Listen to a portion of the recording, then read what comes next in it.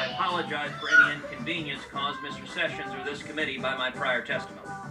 So an individual who's testified falsely once before this committee, his op-ed is now the basis for Senator Franken's attack on him.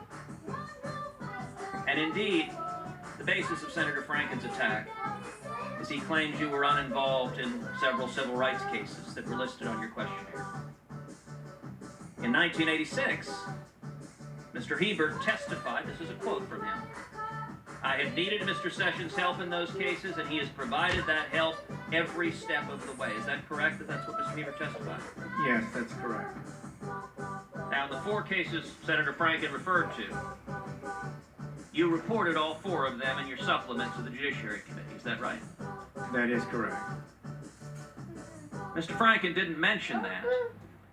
And let me point out, here's how you describe your involvement in your written submission to this committee.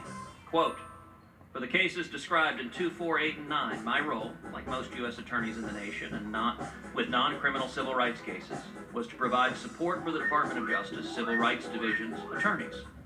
I reviewed, supported, and co-signed complaints, motions, and other pleadings and briefs that were filed during my tenure as U.S. attorney. I provided assistance and guidance to the civil rights attorneys, had an open-door policy with them, and cooperated with them on these cases. For the cases described in 6, I supervised litigation and signed the pleadings."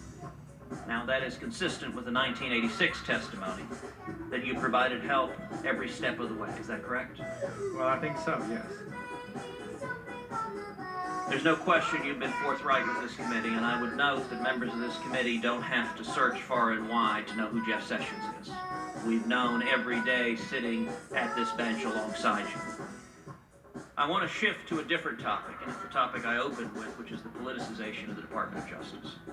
The Office of Legal Counsel has a critical role of providing sound